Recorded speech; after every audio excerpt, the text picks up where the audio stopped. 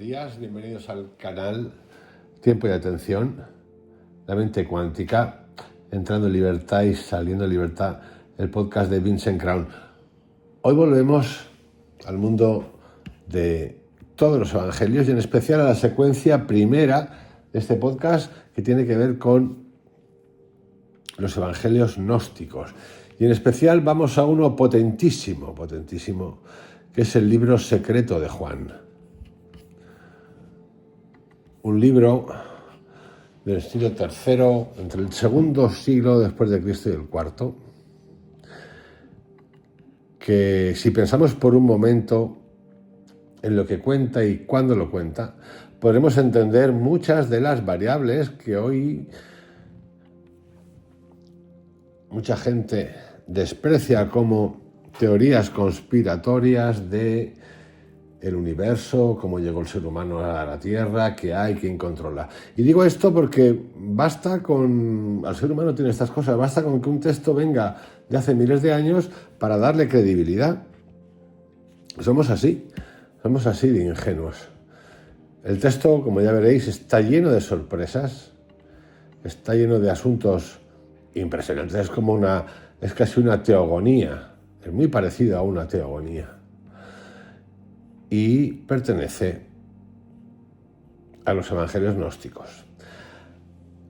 Voy a hacer algo justo antes de comenzar el audio de hoy que tiene que ver con el evangelio secreto de Juan, que debería haber hecho al principio cuando empecé a hablar de los evangelios gnósticos, y es hacer un breve resumen de las 7 u 8 líneas, vamos a llamarlas ideológicas, de pensamiento dentro de los gnósticos, porque había varias. Igual que en la religión católica hay varias, protestantes, calvinistas, etcétera, etcétera, etcétera. En los gnósticos no se puede hablar de gnósticos como una cosa que todos cuentan lo mismo. No todos cuentan lo mismo ni todos aceptaban lo mismo. En el Evangelio de Juan, los estudiosos que han estudiado profundamente esto lo asocian con un gnosticismo conocido como setiano. La rama setiana del gnosticismo, que toma su nombre, y voy a empezar con esta, hasta describir las 7, para que las tengáis en cuenta, de Set o Seth, el tercer hijo de Adán y Eva, según la Biblia, a quien los setianos consideran el primer ser verdaderamente iluminado después de la caída. En lugar de ver a Seth como una figura secundaria, esta corriente lo eleva a la categoría de salvador gnóstico, portador de la chispa divina, y lo relaciona directamente con el linaje espiritual de Jesús. En cuanto a qué visión cosmológica tenían los setianos, sostenían que el mundo fue creado por un dios inferior y falso, el conocido como Demiurgo, de nombre Yaldabaoth. El mundo nuestro no fue creado por Dios, fue creado por un ser inferior y falso, conocido como el Demiurgo, Yaldabaoth, y no por el Dios supremo verdadero. El universo material es visto como una prisión, construida por entidades llamadas arcontes, que controlan la materia y bloquean el ascenso al mundo divino. Para los setianos, como decía, Set es la encarnación de la chispa divina, un enviado del reino superior, el pleroma, para ayudar, el pleroma es el reino superior, a los humanos a recordar su origen luminoso. Esta figura de Set se funde con la de Jesús en algunos textos gnósticos posteriores, como el Evangelio de los egipcios, que ya lo veremos también, y el libro secreto de Juan, que es el que vamos a ver hoy, donde Jesús es visto como el Set reencarnado. La salvación viene exclusivamente para los setianos por la gnosis, un conocimiento secreto, intuitivo y transformador que despierta el alma dormida y que solo se le da a algunos, no es para todos. Por lo tanto, aquí hay mucha exclusividad. Este conocimiento es esotérico y reservado, no para todos, como he dicho, sino para aquellos que portan la semilla de Set, es decir, la chispa divina. Consideran el cuerpo, el tiempo, el sufrimiento y la materia como obras del demiurgo y por tanto ilusiones que deben ser trascendidas. Fijaros qué maravilla: el cuerpo, el miedo que tenemos a la vejez, la enfermedad, el tiempo que nos regula todo y nos controla todo, el sufrimiento vendido por las religiones a diestro y siniestro, y por el trabajo también, por el concepto de trabajo, el sufrimiento y la materia como obras del demiurgo. Muy Krishnamurti, por cierto. El alma debe recordar su origen celestial y escapar del ciclo de encarnaciones a través del conocimiento interior. ¿Qué textos de Nag Hammadi se consideran setianos o cercanos a los setianos? Es importante porque casi ninguno de los textos gnósticos de los que estoy hablando se sabe quién los escribió. Se supone que, pero no se sabe. Y tenemos el Apócrifo de Juan, o el libro secreto de Juan, el Evangelio de los egipcios, la hipóstasis de los arcontes, las tres estelas de Seth, Zostrianos, Melquisedec y Marsanes. Otra línea. Bueno, antes de empezar con la siguiente línea, quiero cerrar con el mensaje espiritual central del setianismo. La verdad no está en las escrituras, ni en el templo, ni en la autoridad. Pero hay autoridad. Claro, la que viene de arriba. No nos olvidemos. La verdad está dentro, en la chispa que recuerda su origen más allá del cielo y de la tierra. El setianismo no busca mejorar el mundo, busca trascenderlo por completo. Luego tenemos otra línea, o linaje, los valentinianos. Valentín, 100-160 después de Cristo, filósofo y místico cristiano nacido en Egipto, educado en Alejandría. Se traslada a Roma y fue muy respetado, incluso estuvo a punto de ser obispo de la Iglesia romana. Su pensamiento fue considerado herético por los padres de la Iglesia, como Ireneo y Tertuliano, dos figuras, quienes lo atacaron duramente por su visión alternativa del cristianismo. El Dios verdadero, para el valentinismo, está más allá del mundo físico. El universo fue creado por emanaciones del Dios invisible, eterno y perfecto, no por el Dios del Antiguo Testamento. Del Dios Supremo emanan aeones, seres de luz. De esto vamos a ver hoy, pero mucho de más. A los aeones, mucho. Vamos a ver cómo viene de un concepto y luego toma una forma. Seres de luz, formando el pleroma, que es la plenitud divina. Uno de los aeones, esto es importante, Sofía, sabiduría. Empieza en el Evangelio de Juan, cuando ahora lo revisemos, se habla de los aeones y de uno de los aeones que se llama Sofía, sabiduría, significa sabiduría. Este aeón, un ser de luz, ángel, le llaman algunos, quiso conocer a Dios por sí sola. Atentos porque tiene un componente femenino. Luego veremos en el Evangelio de Juan cómo se habla de un masculino y femenino y que la parte femenina se escapa y no le pide consulta al otro. De ese error, esto me recuerda sinceramente a Prometeo, cuando le quita el fuego a los dioses y se lo da a los hombres, de ese error surge una ruptura en el orden del pleroma. Esta ruptura genera una fuerza caótica, el demiurgo, el dios inferior que crea el mundo físico y cree ser el único dios. Es decir, Sofía, sabiduría, que era una aeón, un ser de luz, quiere saber más, quiere conocer a Dios por sí misma, y entonces no le va bien a Dios, eso, porque, no sé, pecado, no sé qué problema tienen con eso, ¿no? Porque aquí estamos para revisar los textos y preguntarnos cosas, no para aceptar, mira, son los textos verdaderos. No, aquí no hay verdadero ni falso. Ojalá supiéramos, tuviésemos esa certeza. Aquí estamos para preguntarnos. Y esa Sofía, esa preguntona que quería saber más, es la que provoca el caos. Y que venga el demiurgo, que es el que nos somete al trabajo, al sufrimiento, al miedo al cuerpo, a todas esas cosas.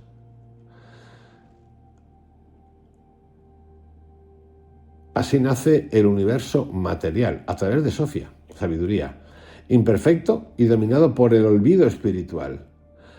En cada ser humano, estamos como los valentinianos, hay una chispa de luz proveniente del pleroma, pero encerrada en el cuerpo y en la materia. El ser humano está dividido en tres naturalezas: ílico, que es material sin luz; psíquico, que es emocional y puede elegir; neumático, de neuma, alma, espiritual, portador de la chispa divina; Jesús no vino para sacrificarse por los pecados, nos cuentan, sino para revelar el conocimiento oculto que despierta el alma. Su mensaje es una gnosis interior, no un dogma externo. El verdadero reino está dentro de ti. La ignorancia, dice el valentinismo, es la madre de todos los males. La gnosis es la redención del alma. La salvación no se logra por obediencia religiosa ni fe ciega, sino por recordar quién eres realmente y reconectar con tu origen divino. Pues ya veis que sería imposible que esto estuviese en la Iglesia como la entendemos hoy, y desde entonces con Irineo, que era un personaje que tenía un concepto de poder muy fuerte, como para expulsarlos y no convertirlos en canónicos. ¿Qué textos son considerados valentinianos, de Valentín? No de Valentín escrito por Valentín, sino del valentinismo. El Evangelio de la Verdad, que lo vamos a revisar, el Tratado Tripartito, la exégesis sobre el alma, fragmentos valentinianos, y el Evangelio de Felipe, que un compañero, amigo del canal, al que le gusta mucho el Evangelio de Tomás, nos puso el otro día algunos extractos originales de que se cuenta en el Evangelio de Felipe, y que lo veremos próximamente. Detrás de estos, o junto con estas lineajes, existen los basilidianos, fundados por Basílides en Alejandría en el siglo II. Enfatizan el silencio divino. Todo esto son líneas gnósticas, Enfatizan el silencio divino, la multiplicidad de los cielos, hasta 365, y el camino ascendente del alma. Postulan un Jesucristo ilusorio, doctrina docetista. Poco se conserva directamente, pero son citados por Ireneo y Clemente de Alejandría. Simonianismo, derivado de Simón el Mago, mencionado en los Hechos de los Apóstoles. Sostenía que el mundo fue creado por ángeles caídos y que su compañera Helena era una emanación divina perdida. Influencia poderosa en formas tempranas del gnosticismo radical. Ofitas o naésenos o nasenos. El nombre viene de Ophis, serpiente en griego. De la serpiente vais a ver algo también en el libro secreto de Juan. Revalorizan la serpiente del Edén como portadora del conocimiento gnosis. Rechazan a Yahvé y veneran a la serpiente como símbolo de la iluminación interior. Cainitas reivindican a personajes bíblicos considerados malos como Caín, Esaú y Judas, viéndolos como víctimas del falso Dios. Y de hecho, el primer evangelio es el Evangelio de Judas, donde se cuenta una historia totalmente distinta a la que cuenta la Iglesia. Su visión es puramente antagónica al Antiguo Testamento. Interpretación inversa. Lo que fue condenado por la religión oficial, ellos lo consideran iluminado. Marcionitas, aunque no totalmente gnósticos, tienen influencia gnóstica fuerte, fundados por Marción de Sinope, quien distinguía radicalmente al Dios del Antiguo Testamento, cruel, del Dios del amor revelado por Jesús. Y esto no hace falta ser un figura para, cuando uno lee la Biblia, darse cuenta de que el Dios del Antiguo Testamento da más leña, elimina gente, manda liquidar, sí, sin duda. Rechazaban todo el Antiguo Testamento y crearon su propio canon bíblico, los marcionitas. Maniqueísmo, y ese es el último, influenciado por el gnosticismo, fundado por Mani en el siglo III, religión sincrética, es decir, que unifica varias cosas, que mezcla gnosticismo, cristianismo, zoroastrismo y budismo. Dualismo total, lucha cósmica entre la luz y la oscuridad, materia y el espíritu. Fue muy influyente durante siglos y fue perseguida como herejía en muchas regiones. Dicho esto, ya tenemos una visión de 8 líneas de pensamiento gnóstico, donde algunas tienen como figura central a Set, el Jesús gnóstico, a Sofía o Sofía como Cristo interior, a Jesús ilusorio, a un Simón y una Helena, a una serpiente Edén, a un Caín y Judas, a un Dios del no tanto, a la luz versus oscuridad. Líneas gnósticas que hablan y ven el mundo como una prisión cerrada por error, una caída redimible, una jerarquía celestial, un mundo de ángeles caídos, creación y visión del mundo, una ilusión controlada, una rebelión divina, un contraste de dioses, una guerra cósmica, y que llegan a la salvación por la gnosis secreta, los setianos, el amor más el conocimiento, los valentinianos, el ascenso del alma, los basilidianos, la liberación de Helena, los simonianos, el conocimiento simbólico, los ofitas, la salvación, por provocación al despertar, cainitas, por la fe en el Dios bueno, marcionitas, y por la purificación y la gnosis del maniqueísmo. Todos estos estaban en ese momento escribiendo. Imaginaros lo que es, ¿no? Vamos a hacer un viaje cuántico, nos vamos a ir siglo II, III, IV después de Cristo. No mucha gente iba al colegio, no había casas, ni cosas de estas, ni universidades. ¿Cómo se leía? ¿Cómo? La longevidad era corta. Sí que es cierto que había gente que vivió más largo, pero 40, 35 años, como mucho, no más. ¿Cómo se contaban estas historias? ¿Por qué es tan importante, supuestamente, el Evangelio secreto, el libro secreto de Juan, del cual se han encontrado 4 copias?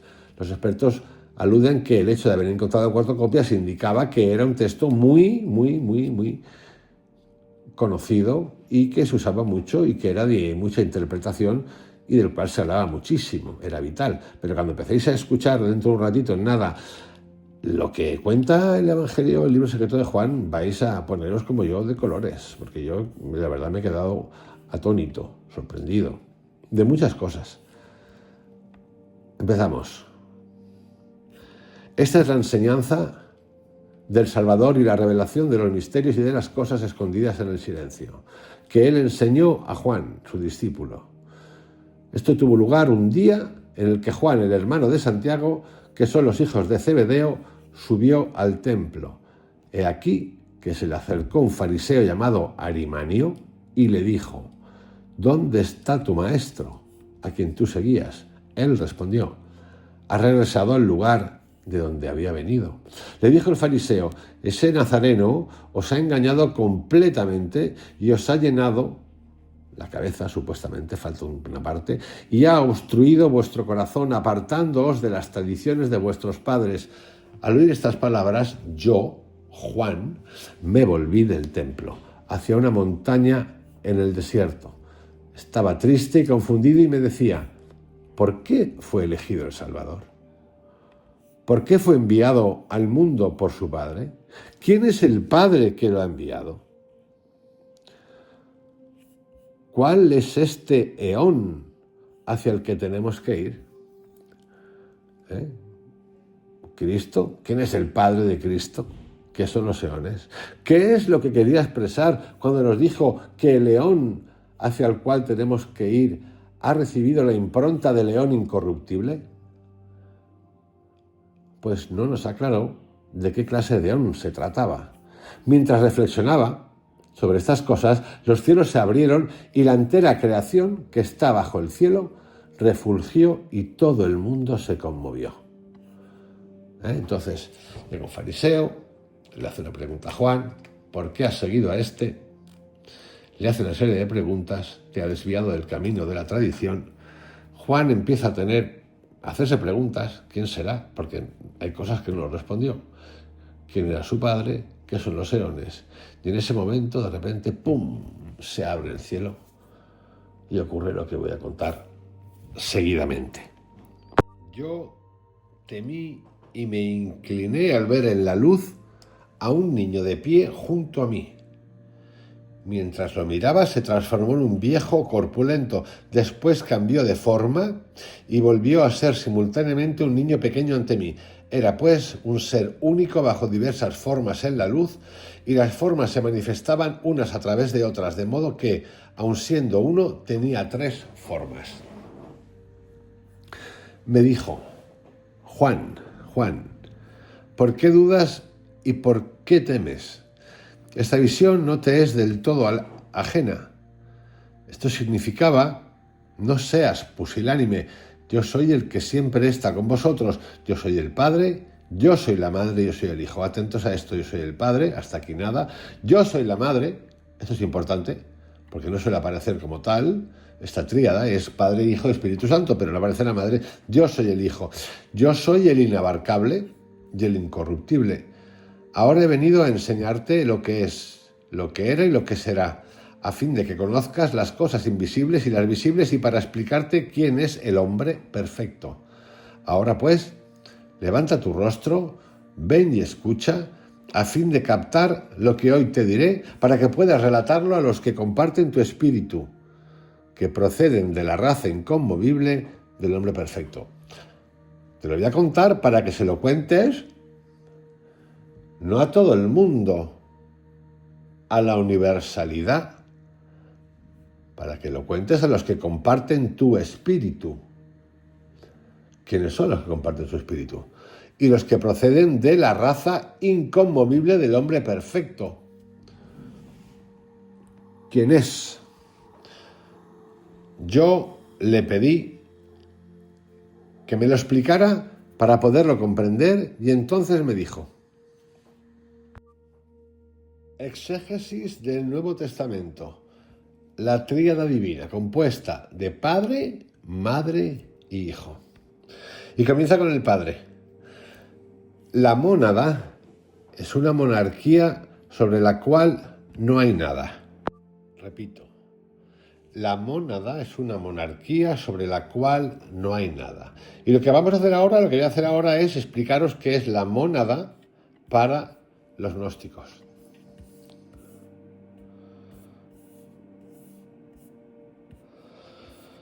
La mónada, el término mónada, que proviene del término del griego monas, significa unidad, lo indivisible y lo uno. En el gnosticismo, la mónada es el concepto más elevado y sagrado, representa el Dios supremo, el origen absoluto de todo lo que existe y está más allá del tiempo, que ahora lo vais a ver en el Evangelio de Juan. Está más allá del tiempo, de la materia, del pensamiento y la forma. Es el uno, el absoluto innombrable, la fuente invisible y eterna de la que emanan todos los niveles de la realidad. En el pensamiento gnóstico, la mónada es el ser supremo, anterior a cualquier dios conocido, anterior incluso al demiurgo. Fijaros, ya habla de que hay dioses, anterior a cualquier dios conocido. Hay dioses, no hay uno solo. Y anterior incluso al demiurgo, que surge, como ya sabéis, por el aeón Sofía Sabiduría, que quiere preguntar y quiere conocer a Cristo y entonces se cabrea Dios, perdón, no Cristo, Dios. Es totalmente trascendente, la mónada, inaccesible a los sentidos y más allá de la dualidad. Sabemos que es innombrable, inconocible, plenitud total, pleroma, no tiene forma, ni género, ni límites, contiene en sí todos los aeones o emanaciones divinas, no crea directamente, la creación no surge por voluntad, sino por emanación espontánea, pura luz y silencio, no actúa, no juzga y no interviene.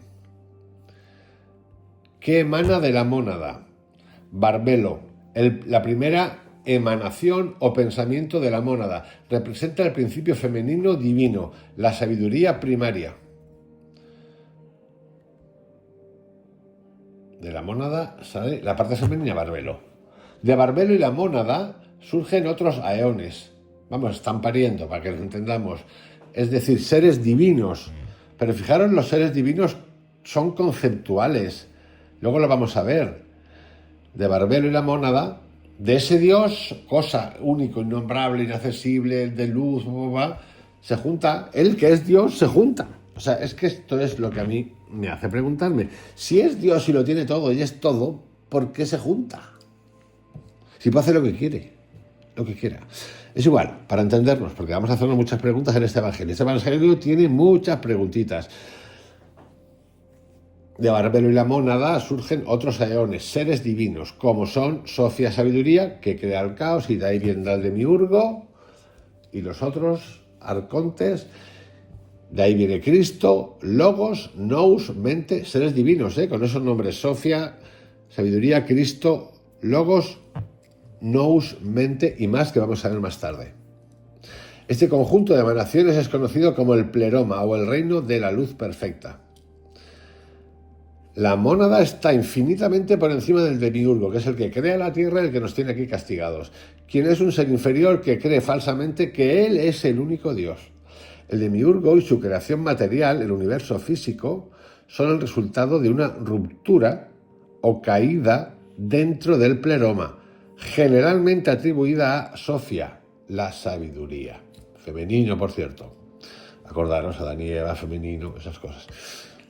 Por tanto, el Dios del Antiguo Testamento, Yahvé o Yaldabaoth, no es la mónada, sino una distorsión de la divinidad original. Y esto es importante, porque si lo comparamos con lo que cuenta Mario Virlino, traductor para la editorial del Vaticano durante 20 años y muy reconocido hoy en día en redes con los textos originales, dice eso. Ese Yahvé del que os han hablado no era el Yahvé, no, era uno de tantos. En cuanto al ser humano, la chispa divina que habita en ti viene de la mónada, es decir, del origen, pero hemos olvidado su origen. El ser humano lleva dentro una partícula de la mónada, por eso se habla, el reino de Dios está en ti, que ha quedado atrapada en la materia por obra del demiurgo y los arcontes. La gnosis, el conocimiento interior, permite recordar la conexión original y regresar simbólicamente al seno de la mónada. Por lo tanto, la mónada, para cerrar esta parte y ya comenzar, o seguir, mejor dicho, es el Dios supremo, el uno, pura luz, el pleroma, el reino de la plenitud, el hogar de los aeones. Hay un aeón que se va a revelar, que es Sofía, sabiduría. El demiurgo, el creador del mundo material, ignorante de la mónada, y se cree el Dios. Yahvé, bueno, el nombre este tan raro que se maneja. El alma humana, el fragmento de la mónada, dormida en la materia.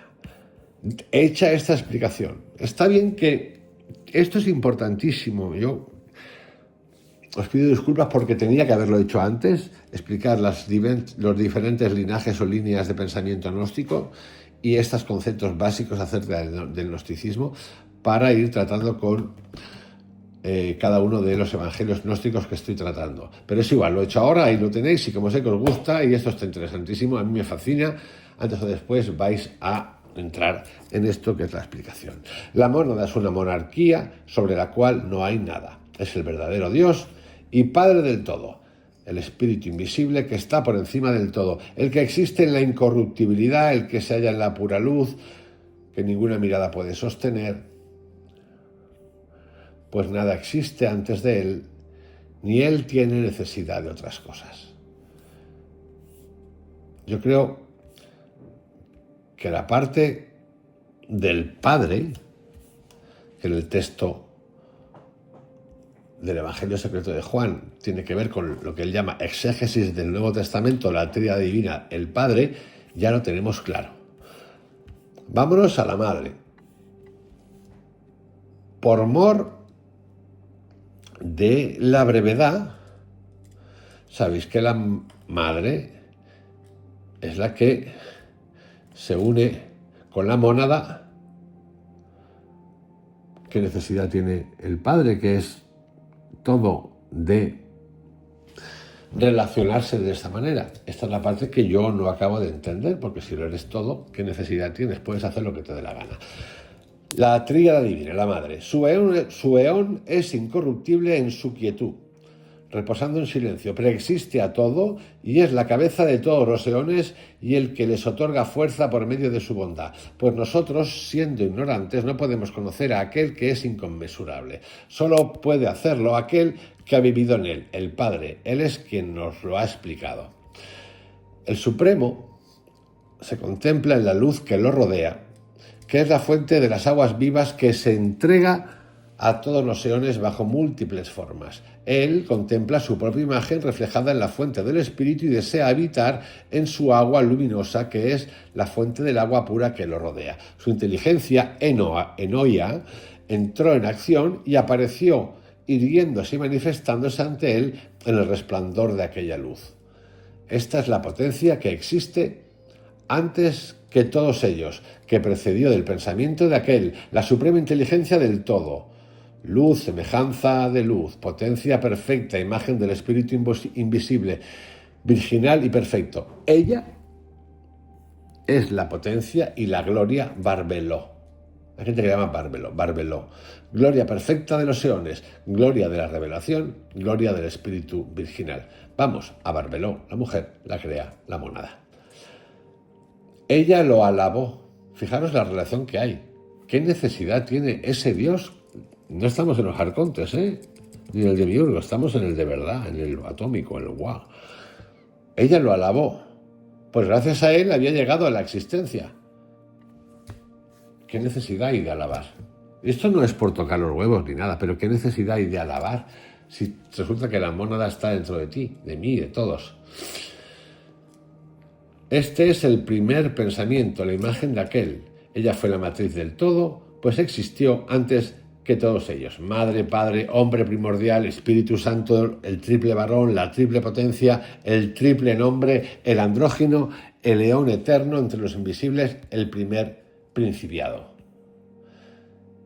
Este eón, es decir, Barbeló, pidió al invisible espíritu virginal que le fuera concedida una presencia, y el espíritu se la concedió, y que cuando hubo accedido se manifestó la presciencia y se erigió junto a la suprema inteligencia, que le procede del pensamiento del invisible espíritu virginal.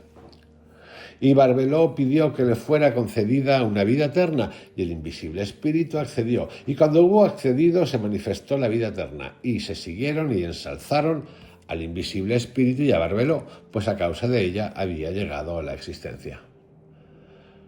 Nuevamente pidió que le fuera concedida la verdad, y el invisible espíritu accedió. La verdad se manifestó, y se irguieron y ensalzaron al invisible y fragante espíritu y a Barbeló, pues a causa de ella había llegado a la existencia. Estos son, y aquí vamos a entrar en un tema interesante, los 5 eones del Padre, del hombre primordial que es imagen del invisible espíritu, es decir, de la suprema inteligencia que es Barbeló. Inteligencia, presciencia, incorruptibilidad, vida eterna y verdad. Esta es la péntada de los eones andróginos, lo que hace una decena de eones. Esto es el Padre. Y ahora viene la tríada divina que es el Hijo. Aquí vamos a entrar en profundidad con muchísimas. Aquí es donde se va a transformar. Esos conceptos van a tomar forma y nombre. Nombre en la forma angelical, en la forma como un ser humano, aunque sea etéreo.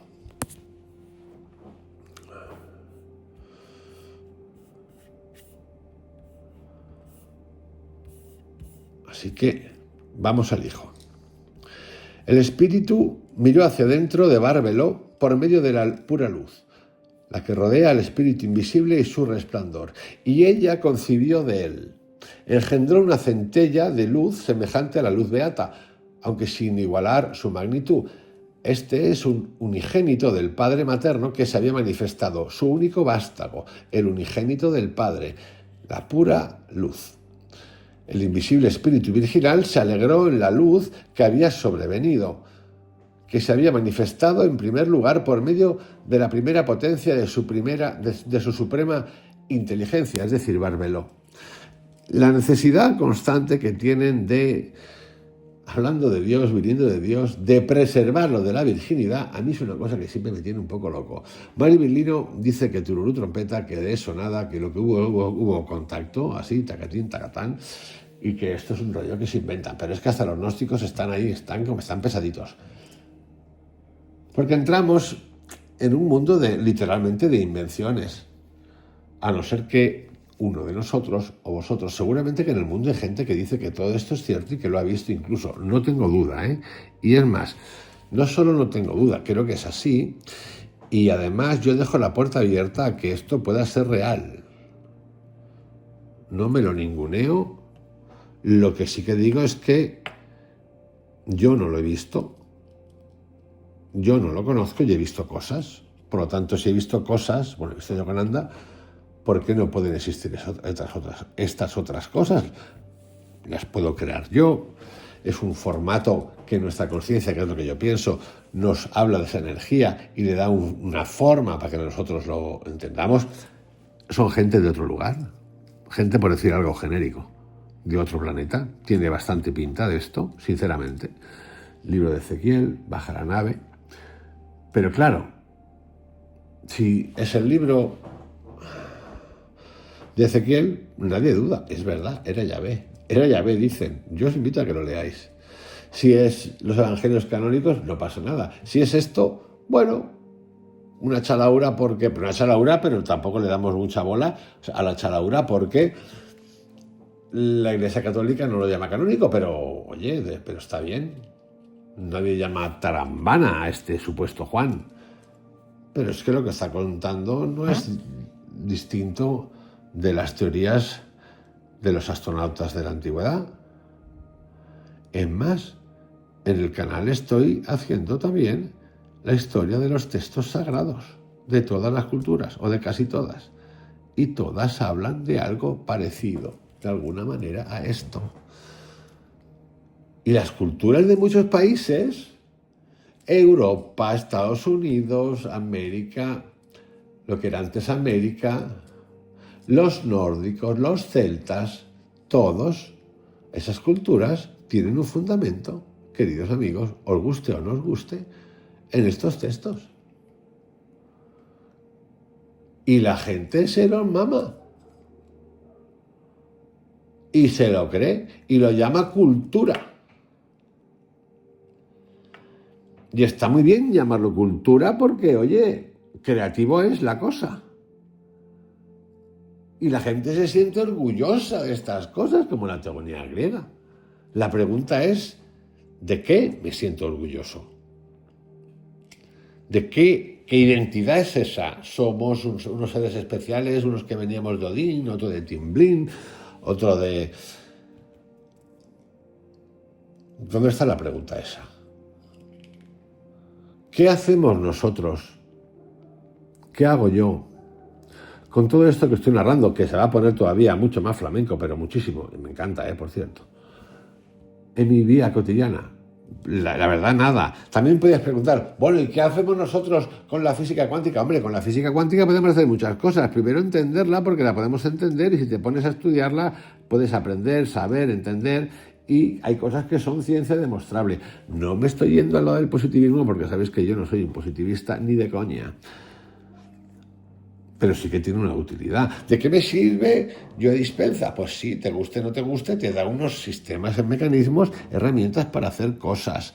Tú, si quieres. ¿Qué hace Krishnamurti? Que no da clases de nada ni da manuales, pero si lo lees, te das cuenta. Él te cuenta cosas que tú y yo podemos hacer. Y ese en particular, que en su biografía cuenta que sí que vio cosas y que lo atravesó, creo que era el maestro Moira del que se hablaba, pero habló poquísimo de eso, una vez que yo haya leído. No le da ni bola a estas cosas. Sí que tiene que ver, por cierto, con estas cosas de las que hablan en el gnosticismo. Es decir, no le da bola cuál es el componente de Miurgo, Aeones, Arcontes, no habla de eso. Pero sí que le da y se centra y tiene mucho. Tiene mucho, digo, porque en el gnosticismo mucho antes el Krishnamurti, de esas preguntas que se hacen los gnósticos. Yo me siento muy cercano a los gnósticos, sinceramente, pero muchísimo. Ahora, estas descripciones, igual que la de los textos sagrados, ¿qué hacemos con ellas? El Hijo pidió que le fuera concedido un colaborador que era el intelecto. El Espíritu accedió. Una vez el invisible Espíritu hubo accedido, el intelecto se reveló y se irguió junto al ungido ensalzándolo y también a Barbelo. Todos ellos llegaron a la existencia en silencio y en inteligencia.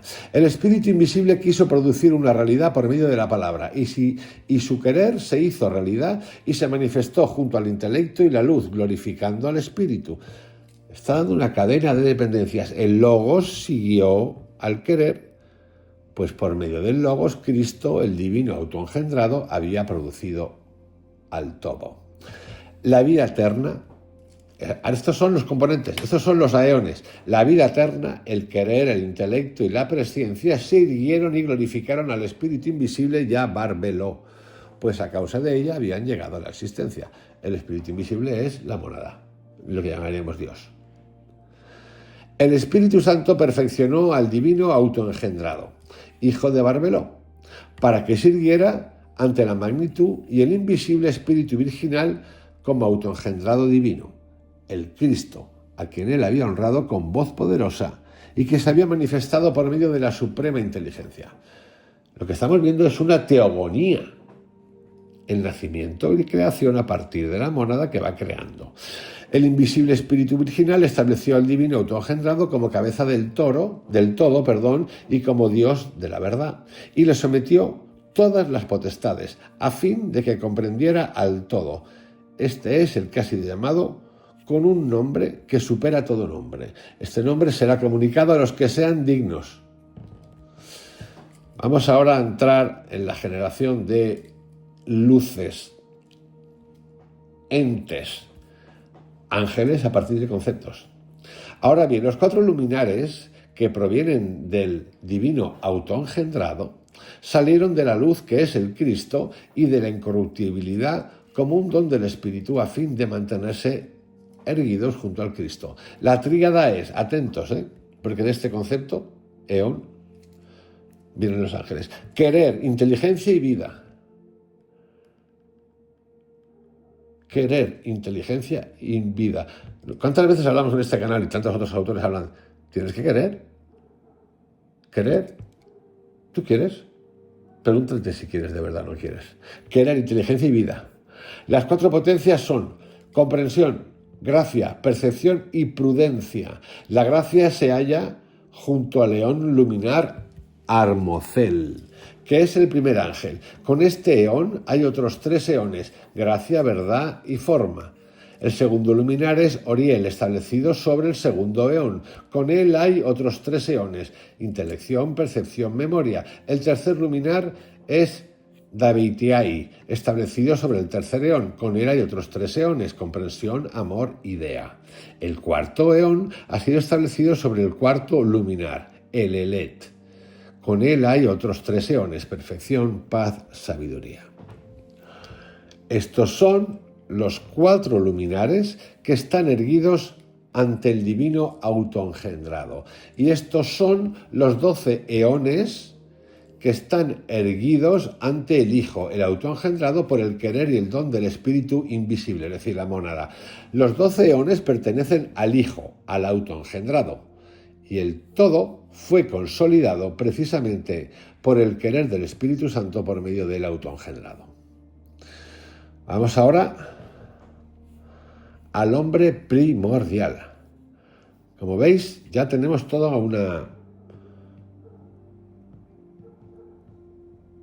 un ejercitito de conceptos generados que han tomado forma y que son entes de luz potentes.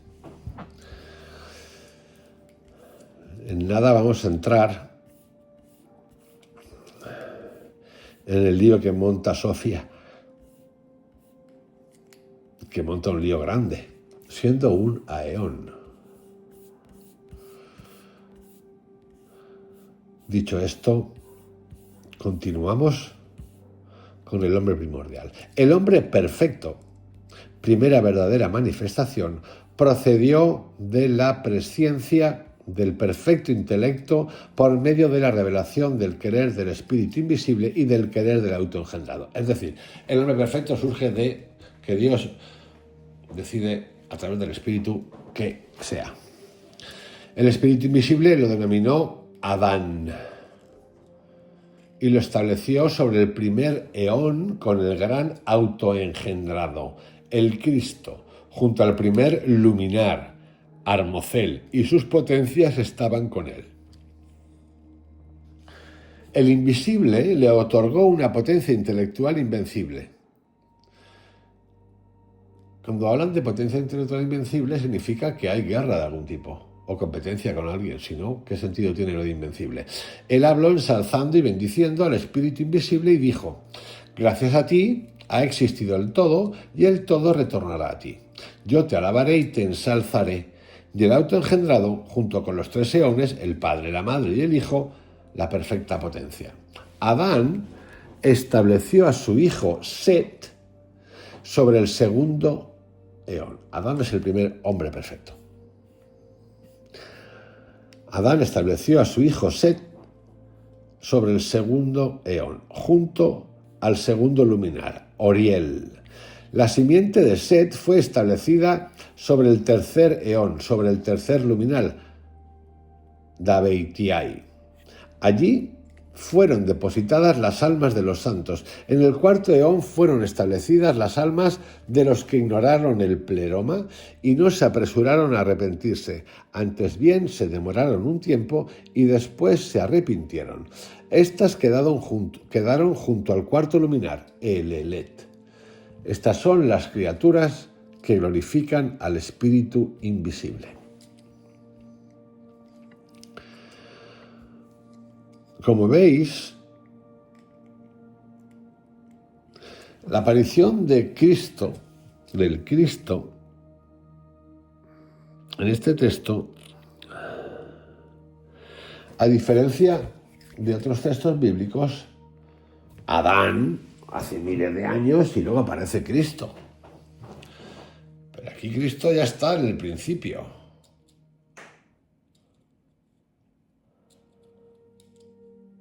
Como he comentado antes, en las diferentes líneas filosóficas y de interpretación de los gnósticos, algunos asocian a Seth con Jesucristo. El Hijo único, unigénito. Unigénito significa que no hace falta tiqui-tiqui. Cosa rara, por lo visto, además. Así que continuamos, y esta vez vamos a continuar con la exégesis del Antiguo Testamento. Esto es lo que es una interpretación. El libro está escrito, el texto siglo II, III, IV. Por ahí anda después de Cristo, por lo tanto se conocen ya muchos manuscritos. Exégesis del Antiguo Testamento. Y aquí viene, lo que viene es importante, porque aquí es donde Prometeo le quita el fuego a los dioses. Es donde Sofía, la sabiduría, decide por su lado que quiere conocer a Dios, y a Dios, a la mónada, no le va bien eso. Fijaros qué ofensa. No sé, uno hubiese dicho, pues no sé, se cagan Troya. Pues no se cagan nada, simplemente ha dicho que quiero saber un poco más. Pero claro, esto es mal, está mal. Exégesis del Antiguo Testamento, el lapso de sabiduría, Génesis 1:2. Y aquí viene la interpretación que da en el Evangelio, en el libro secreto de Juan, o Evangelio gnóstico de Juan. La sabiduría, que era un eón, un ser de luz, concibió en su interior un pensamiento, una reflexión acerca del espíritu invisible y de la presciencia.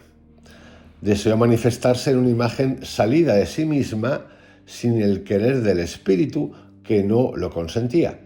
El espíritu no consentía que se expresase y que saliese a preguntar, y sin su consorte, que no daba su aprobación. Es decir, el consorte de la pareja, no daba su aprobación. Es decir, tiene que dar la aprobación. En realidad, aquí de lo que habla es una dualidad, porque son dos, pero en realidad lo ven como uno, pero en la interpretación, cuando esos dos que son uno decide que quiere hacer otra cosa, el otro le parece mal, y entonces tenemos un problema. Bueno, es lo que está contando aquí. Y aunque no lo consentía, su personificación, masculina, no lo consentía la personificación masculina, importante esto, y sin haber obtenido su acuerdo, es decir, le tiene que pedir permiso. Y a pesar de haberlo premeditado sin el consentimiento del espíritu y de no contar con el acuerdo otra vez de su parte masculina, ella se hizo adelante. Quien quiera oír, que oiga, como dirían los textos gnósticos, ¿no? Puesto que había en ella una potencia invencible, su pensamiento no permaneció inactivo y a partir de ella se manifestó una obra imperfecta y distinta de su forma. En textos anteriores está contando acerca de algunos gnósticos que no ven el pecado de Eva, ¿no? El pecado de Judas, no lo ven así. Pero sin embargo en el Evangelio de Juan se puede contar así, se cuenta así. Puesto que había en ella una potencia invencible, su pensamiento no permaneció inactivo y a partir de ella se manifestó una obra imperfecta y distinta de su forma, pues la había producido sin su consorte. Acordaros que en el Génesis la muerte llega a través del pecado que induce entre la serpiente, por cierto que luego lo veremos, que es sabiduría en los gnósticos, y la mujer. No se parecía en nada a la figura de su madre, sino que tenía otra forma. Una vez hubo visto la obra deseada, ésta se transmutó en la figura de un extraño dragón con rostro de león, de ojos resplandecientes como relámpagos, es decir, una serpiente gigante. Lo arrojó lejos de ella y de aquel lugar a fin de que no lo viera ninguno de los inmortales, pues lo había creado en ignorancia. Lo envolvió en una nube luminosa y lo chocó en un trono en medio de la nube. Y lo colocó, en un trono en medio de la nube, para que nadie lo viera excepto el Espíritu Santo, que es llamado la Madre de los Vivientes, y le puso por nombre Yaldabaoth. Vamos ahora a la creación del demiurgo en el Génesis 1, 3, 24. Este es el primer arconte. Aquí entramos ya en los arcontes, en los que nos cuenta el Evangelio de Juan, que son los falsos dioses y que nos tienen aquí sometidos al sacrificio, al trabajo, a todo esto. Este es el primer arconte. Recibió de su madre una gran potencia y se alejó de ella y abandonó los lugares en los que había sido creado. Se robusteció y creó para sí otros eones resplandecientes de fuego luminoso. Allí se halla todavía, se aferró a la necedad que lo habita y engendró potestades para sí. El nombre del primero es Atot, esto es un arconte, que las razas humanas llaman, y aquí no sabemos cómo lo llaman porque no aparece en el texto. El segundo es Armas, que es el ojo de la envidia, Armas con H. El tercero es Kalila Umbri, el cuarto es Yabel, el quinto es Adonayou, denominado Sabaoth. El sexto es Caín, que las razas humanas llaman el sol, el séptimo es Abel, el octavo es Abrisene, el noveno es Jobel, el décimo es Armupiel, el undécimo es Melquí-Radonín, el duodécimo es Belias, que preside los abismos infernales. Fijaros qué descripción tan absoluta hace de cómo se genera este mundo y cómo, por culpa, lo digo así entre comillas, pero por culpa de sabiduría, uno de los eones que decide preguntar Sofía, sabiduría, que a su compi masculino no le viene bien, el espíritu tampoco le viene bien, entonces como no hay acuerdo, que tiene que pedirle permiso, se monta este pollo de nivel galáctico. Es decir, en el texto no se permite preguntar. Y si tú quieres preguntar o acercarte a la mónada, que es Dios, tienes que pedir permiso. Sí. Y como consecuencia de ese permiso, que te lo tiene que dar alguien, tu parte masculina y el espíritu, se monta ese tinglao. Es decir, se justifica el pecado de la pregunta. Porque si no se justificase, no habría aquí tema, sinceramente. Cuando la luz se mezcló con la oscuridad, indujo en la oscuridad una iluminación. Cuando la oscuridad se mezcló con la luz se oscureció y ya no hubo luz ni oscuridad, sino una cosa débil. El arconte débil tiene 3 nombres. El primer nombre es Yaldabaoth, el segundo es Saclas, el tercero es Samael. Es un ser impío repleto de necedad. Dijo en efecto, yo soy Dios. Este es el falso Dios. Esto está contado muchísimo. Yo creo que se lo sacaron de aquí. La historia esta de quién controla el mundo, los astronautas de la antigüedad. Este texto es brutal. Es que da hasta nombres, lugares. Este Yaldabaoth, el falso Dios, dijo, yo soy Dios y no hay otro Dios fuera de mí. Con lo cual se mostró ignorante de su fundamento el lugar de donde procedió. Los arcontes crearon 6 potencias para sí, y las potencias se crearon 6 ángeles para cada una. En total, pues, hicieron 360 ángeles. Ya tenemos hasta un número de ángeles. Estos son los nombres corporales de los arcontes planetarios. El primero es Atot, que tiene aspecto de carnero. El segundo es Elóseo, que tiene aspecto de asno. El tercero es Astafeo, con aspecto de hiena. El cuarto es Yao, con aspecto de serpiente de 7 cabezas. El quinto es Sabaoth, con aspecto de dragón. El sexto es Adonín, con aspecto de mono. El séptimo es Sabede, con aspecto de fuego centelleante. Esta es la hebdómada de la semana. Yaldabaoth tenía multitud de aspectos además de los mencionados, de modo que puede adoptar cualquiera de ellos según le plazca. Hallándose en medio de los serafines, los hace participar de su fuego. Por esto los domina, a causa de la potencia de la gloria que le corresponde en la luz de su madre. Por esto se atribuye el nombre de Dios, sin respeto por el lugar de el que procedía. Y juntó a las potestades que estaban en torno a él con las 7 potencias a través de su pensamiento, y por el solo hecho de decirlo se realizó. Es decir, Yaldabaoth, por venir de donde venía, de un eón de su madre, sabiduría, Sofía, tenía muchísimo poder, tenía el poder de realizar. Dio un nombre a cada potencia, comenzando por arriba. La primera es bondad, con el primero, Atot. La segunda es providencia, con el segundo, Eloheu. La tercera es la divinidad, con el tercero, Astafeo. La cuarta es dominación, con el cuarto, Iao. La quinta es el reino, con el quinto, Sambaot. La sexta es la envidia, con el sexto, Adonín. La séptima es la comprensión, con el séptimo, Sabateón. Poseen un firmamento por cada eón celestial. Poseen un firmamento por cada eón celestial. Aquí lo que vemos es que el universo, lo que vemos el espacio es gigantesco. Un firmamento. Y han recibido nombres de acuerdo con la gloria de las cosas celestiales en orden a la destrucción de las potencias. Los nombres que les otorgó su primer creador parecían poderosos. En cambio, los nombres que recibieron de acuerdo con la gloria de las cosas celestiales son para ellos destrucción e impotencia. Por eso tienen 2 nombres. Él ordenó toda cosa de acuerdo con la Sem de los primeros eones que habían existido, de modo que los creó con la figura de los incorruptibles. No porque hubiera visto a los incorruptibles, sino porque la potencia que reside en él, recibida de su madre, Sofía, producía en él la semejanza del mundo. Cuando vio la creación que lo rodeaba y la multitud de ángeles nacidos de él a su alrededor, les dijo, yo soy un Dios celoso y no hay otro Dios fuera de mí. Eso también es muy bíblico, por cierto.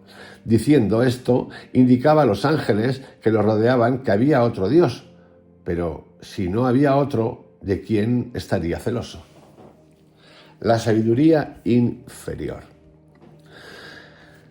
Este relato que acabo de hacer se parece mucho a cuando Mario Viglino, bueno, se parece mucho, no es lo mismo, habla de Yahvé era uno de tantos y era celoso y lo decía. ¿Qué tipo de Dios puede ser celoso? Bueno, después de leer todos los textos que hemos leído, sabemos que los dioses son celosos. Entonces, ¿de qué estamos hablando? ¿De qué bondad estamos hablando? Omnipotente, omnipresente, inimaginable, silencioso, no se puede nombrar, pero cosas. La sabiduría inferior. Interpretación del Génesis 1:2. Entonces la madre comenzó a agitarse. Había conocido la deficiencia al debilitarse el resplandor de su luz y se oscureció porque su consorte no estaba en armonía con ella. Entonces yo, Juan, dije, Señor, ¿qué quiere decir agitarse? Él me dijo sonriente: no pienses que es como dijo Moisés sobre las aguas, no, sino que cuando ella vio la maldad que había sobrevenido y la apostasía de su hijo, se acongojó y cayó en un olvido en medio de la oscuridad de la ignorancia. Y cuando digo apostasía, o el texto dice apostasía, se refiere, según la Iglesia, a la negación, la renuncia o abjuración de la fe en una religión. Renegar. No tuvo la audacia de regresar, sino que comenzó a moverse, y este movimiento es aquella agitación. El arrogante recibió de su madre una potencia, era ignorante y pensaba que no existía ninguna potencia más que la de su madre, y cuando vio la multitud de ángeles que había creado, se glorificó de ser superior a ellos. Cuando la madre se percató de la imperfección, en realidad aparece del aborto de la oscuridad, comprendió que su consorte no había estado en armonía con ella. Se arrepintió y rompió en un gran llanto. Los eones de todo el pleroma percibieron la amargura de su arrepentimiento y pidieron un socorro para ella al invisible Espíritu Virginal. El Santo Espíritu accedió y derramó sobre ella un don procedente de todo el pleroma. Su consorte no se había acercado a ella, pero entonces se la aproximó por medio del pleroma a fin de rectificar su deficiencia. Y no fue transportada a su propio eón, sino más allá de su hijo, a fin de que permaneciera en la Enéada hasta la rectificación de su deficiencia. El héroe, el hombre, primordial. Es importante, aquí hay muchísimas contradicciones, siendo unos precursores y definiendo el tema de los eones, el demiurgo, los arcontes. El concepto que a mí me sofoca o que me produce un poco de discordia de los gnósticos en este caso es el hecho de aceptar que por el mero hecho de que Sofía Sabiduría, una de las eones que era femenina, que tenía pareja por cierto, y de la cual sale el demiurgo, por el hecho de preguntar sea condenada. Es la parte que no me cuadra. Y que a partir de ahí se derive todo un formato de este dios era malo, el nuevo era malo, malísimo, el que los tiene a todos encadenados, y el otro era fantástico. Me genera dura. Por cierto, el otro día en el canal, hace 2 días, alguien, creo que era RD de la República Dominicana, que por lo visto está aficionado a los evangelios, no sé qué le pasó, que tuvo un arranque de estos de, no sé, mesiánico, y dijo que genial, que cuánto conocimiento había en estos textos, pero que no contaba las cosas con seriedad. Es más, os lo voy a leer para que veáis cómo está el asunto. Hermano, tienes mucho conocimiento, pero narras como un borracho. Un poquito más de seriedad y serás un éxito. Bueno, lo cierto es que lo he dejado el comentario. Cosas de la fe. Yo creo muchísimo en preguntar y lo más, estoy acostumbrado ya a esto, lo que suele ocurrir es que hay personas que no están acostumbrados, ellos tienen hasta un formato, una idea, es una ideología en realidad de cómo se ha de tratar, evaluar, leer. Te puede gustar la voz, no gustar, a mí me pasa que a muchos puedes decir que es nasal, lo que tú quieras, por supuesto que sí. Pero las formas de narrar y de tratar los textos sagrados yo me las tomo con bastante humor, porque para mí es un síntoma de inteligencia. No es que yo sea inteligente, sino que es un síntoma de inteligencia porque no estás atrapado ya en una condición. Entonces lo de la seriedad se lo dejo a los serios de la República Dominicana, que seguro que hay muchos que pueden tratar este tema desde otro lugar. Dicho esto, continuamos con el hombre primordial. No sé si era borracho o no. Génesis 1, 3, 5.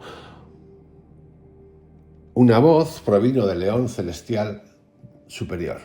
Existe el hombre y el hijo del hombre. El primer león, Yaldabaoth, lo oyó y pensó que procedía de su madre, pero en realidad no sabía su procedencia. El Padre materno santo y perfecto, la suprema inteligencia perfecta, imagen del invisible, que es el Padre de todo, por medio del cual el todo vino a existencia, el hombre primordial, les enseñó que la semejanza de él se había manifestado en figura humana. El león del primer arconte tembló enteramente y los fundamentos del abismo se conmovieron, y por medio de las aguas que están sobre la materia fue iluminada la región inferior por una aparición de la semejanza de él que había sido manifestada. Todas las potestades del primer arconte se inclinaron y vieron que la entera región inferior, resplandecía, y gracias a la luz vieron la forma de la semejanza en el agua. El hombre psíquico. En el Génesis se corresponde con Génesis 1, 26, 27. Y dijo a las potestades que estaban con él: venid, hagamos un hombre según la imagen de Dios y nuestra semejanza, a fin de que su imagen sea luz para nosotros. Y lo crearon por medio de sus respectivos poderes, de acuerdo con las instrucciones que habían recibido. Cada potestad obró una marca distintiva en la figura de la imagen que él había entrevisto en su elemento psíquico. Creó un ser según la imagen del hombre primordial y perfecto. Y entonces dijeron: pongámosle por nombre Adán, a fin de que su nombre sea para nosotros una luz poderosa. Las potestades iniciaron la obra. La primera, la bondad, creó un alma ósea. La segunda, la providencia, creó un alma de nervio. La tercera, la divinidad, creó un alma carnosa. La cuarta, la dominación, creó un alma de médula. La quinta, el reino, creó un alma sanguínea. La sexta, la envidia, creó un alma de piel. La séptima, comprensión, creó un alma de pelo. Ellos, la multitud de los ángeles, se irguieron ante él y recibieron de las potestades las 7 sustancias psíquicas destinadas a operar el ensamblaje de los miembros, la coordinación de los órganos y la composición ordenada de cada miembro. El primero, Eterazaope, Abrón, comenzó por crear la cabeza. Menisgestroit creó su parte superior. Asterechem creó el cerebro. El ojo derecho lo creó Taspomuján. El ojo izquierdo lo creó Jerónimo.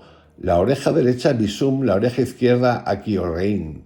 La nariz Banen Efrum, los labios Amén. Los dientes Ubicán, las muelas Basiliademe. Las amígdalas Ajcán, la nuez Adabán, el cuello Jamán, la columna vertebral de Arjó, la garganta Tebar, el hombro izquierdo Niarjón, el codo izquierdo Abitrión, el antebrazo derecho Uatem, el antebrazo izquierdo Cris, la mano derecha Beliai, la mano izquierda Treneu, los dedos de la mano derecha Balbel, los dedos de la mano izquierda Crima, las uñas de las manos Astrop, el seno derecho Barof, el seno izquierdo Baum, el sobaco derecho Ararín, el sobaco izquierdo Arej. Estaréis flipando como yo, porque estos son todos los que formaron nuestro cuerpo en origen. El vientre Tahué, el ombligo Senafim, el abdomen Arachtetopi, el costado derecho Zabedo, el costado izquierdo Varías, el muslo derecho Fnut, el muslo izquierdo Abelenehari, el tuétano del hueso Nirorín, los huesos Gesole, el estómago Agromauma, el corazón Vano, el pulmón Sostrapal, el hígado Anesimalar, el bazo Topitro, los intestinos Biblo, los riñones Roeror, los nervios Tafreo, la espina dorsal del cuerpo Hippuspoboba, las venas Bineborín, las arterias Latimesfesei. Les pertenecen los alientos que recorren todos los miembros en Tole, la carne entera Beduk, la matriz derecha Arabei, el pene izquierdo, atentos, Eilo, los testículos Sorma, Las partes pudendas, Gormakaijalbar, la pierna derecha, Nebrit, la pierna izquierda, Seren, la articulación de la pierna derecha, Asaklas, la articulación izquierda, Ormaot, la rodilla derecha, Emenin, la rodilla izquierda, Cenix, la tibia derecha, Tipelón, la tibia izquierda, Ajlei, el tobillo derecho, Neme, el tobillo izquierdo, Fiutrón. El pie derecho, Baobel. Estamos acabando, ¿eh? Los dedos del pie derecho, Trajún. El pie izquierdo, Figna. Los dedos del pie izquierdo, Miamai. Las uñas de los pies, Labernium. Los que han sido puestos sobre todos estos son 7. Los que han creado ese cuerpo son 7. Atov, Armas, Kalila, Yabel, Sabaot, Caín, Abel. Los que obran particularmente en los miembros son en la cabeza, y aquí viene otra retaíla, Yolimodra, en la nuca Yameax, en el hombro derecho Yakib, en el hombro izquierdo Ouertón, en la mano derecha Oudidi, en la mano izquierda Arbao, en los dedos de la mano derecha Labno, en los dedos de la mano izquierda Lecafar, en el seno derecho Barbar, en el seno izquierdo Imai, en el pecho Pisandriaptes, en el sobaco derecho Coade, en el sobaco izquierdo Odeor, en el costado derecho Asfixix, en el costado izquierdo Sinojuta, en el vientre Arouf, en la matriz Sábalo, en el muslo derecho Jarjab, en el muslo izquierdo Jataón, en todas las partes pudendas Batinot, en la pierna derecha Haux, en la pierna izquierda Jarja, en el tobillo derecho Aroel, en fin, podemos continuar y continúan las cosas. Sobre estos dominan los 7 siguientes: Miguel, Uriel, Asmenidas, Safasotael, Armurián, Rijan, Amiorps. Como veis, hay una cadena. De hecho, el tipo que se inventó esto es un genio porque la creatividad es brutal. Siglo II, III después de Cristo. Y sigue. Los que dominan sobre las sensaciones son Argedenta sobre la percepción, Deitabarta sobre la imaginación, Umma sobre el azar, Ajairá sobre el impulso. El origen de los demonios, que están en todo el cuerpo. Esto, vamos a hacer una paradita aquí, ha sido creado después de que Sofía, la sabiduría, decidiese preguntar y conocer a Dios, a la mónada. Su pareja y el Espíritu Santo decían que no podía hacer eso, no llegaron a un acuerdo, se crea desobediencia. Ese fue su acto fue ese nada más, no fue un acto de desobediencia.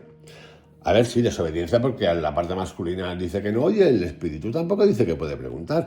Y a partir de aquí se monta toda una rebelión en la que se crea el primer arconte, y el primer arconte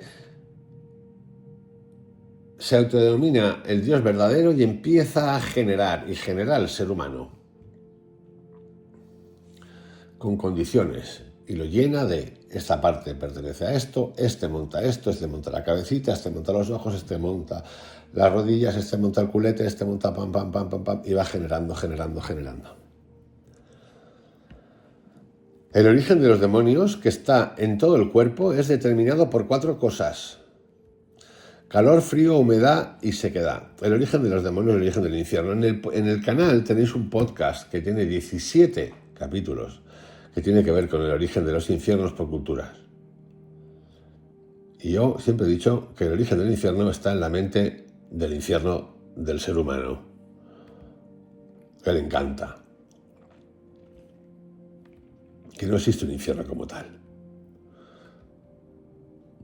A no ser que nosotros lo creemos, que es lo que hemos creído, que es lo que hemos hecho, y lo que han hecho las religiones, todas. El origen de los demonios, que están en todo el cuerpo, porque sí, es determinado por 4 cosas: calor, frío, humedad, sequedad. Pero la madre de todos es la materia. Aquí los gnósticos donde dicen que la materia hay que trascenderla en realidad. Lo dicen un poco bruto, pero lo que quieren decir es que hemos de trascenderla. El que domina sobre el calor es Floxofa. El que domina sobre el frío es Ororoto. El que domina sobre lo seco es Erimajó. El que domina sobre lo húmedo es Aturo. La madre de todos estos pone en medio de ellos a Onortoharstrei, pues ella es indefinida y se mezcla con todos ellos, es verdaderamente la materia, puesto que los nutre a todos. Onorto Rasaei, por si queréis, todo junto, ¿eh? Los 4 principales demonios son Efemenfi, para el placer; Yoko, para el deseo; Neneftofni, para la pena; Blaomen, para el temor. La madre de todos ellos es la sensación, Sug epíctome. De estos 4 demonios provienen las pasiones. De la pena proviene la envidia, los celos, el dolor, la molestia, la prepotencia, la negligencia, la preocupación, la aflicción y otras. Del placer provienen muchos vicios, vanidad y cosas parecidas. Del deseo proviene la ira, la irritación, el amor áspero, la avidez y cosas semejantes. Del temor vienen el estupor, la perplejidad, la angustia y la vergüenza. Su manera de ser hace que puedan resultar útiles y perniciosas, o útiles o perniciosas. El concepto de su realidad, sin embargo, es anaio, que es la parte superior del alma material, ya que se halla con la sensación que es sug epíptoe. Como veréis, hay definiciones de la época o asociaciones que son fantásticas. Del temor viene el estupor, del miedo viene el estupor, la perplejidad, la angustia y la vergüenza.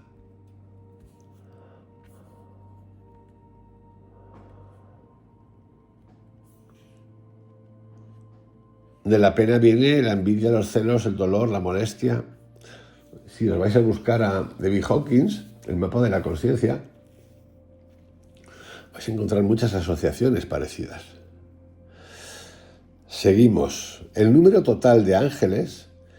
Este evangelio es un evangelio, ¿eh? Este texto secreto de Juan o evangelio de Juan, esto es evangelio gnóstico de Juan, es un evangelio de evangelios. Es una teogonía en toda regla, pero importante.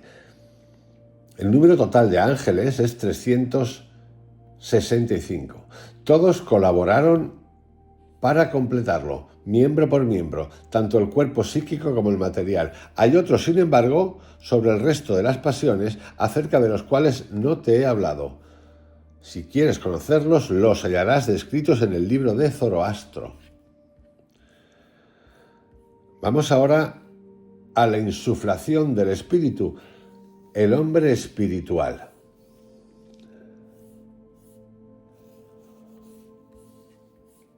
Estamos recorriendo ahora el Génesis, en el libro secreto de Juan.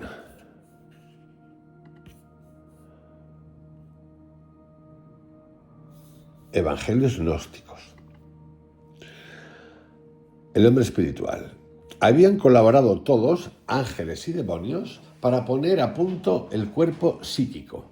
Pero toda su obra permaneció inerte e inmóvil durante largo tiempo. La madre, Sabiduría, Sofía, quiso recuperar la potencia que había comunicado al primer arconte y se hizo suplicante ante el Padre materno del todo, el gran misericordioso. Es decir, Sofía se da cuenta del error que ha cometido, lo reconoce, ella lo reconoce, y quiere arreglar las cosas. Él envió, por medio de un santo decreto, 5 luminares hacia el lugar de los ángeles del primer arconte. Los luminares, con el propósito de recuperar la potencia de la madre, impartieron a Yaldabaoth las siguientes instrucciones: sopla sobre su rostro tu propio aliento y su cuerpo se levantará. Y él sopló sobre su rostro su aliento, que es la potencia de su madre, pero no lo sabía, porque era un ignorante. Entonces la potencia de la madre salió de Yaldabaoth y penetró en el cuerpo psíquico que ellos habían elaborado según la semejanza del primordial, y se movió, se robusteció y resplandeció. Aquí es donde muchos autores, incluido Mario Virgilio y tantos otros, de las teorías fantásticas, hablan de lo que se consideraría una intervención genética.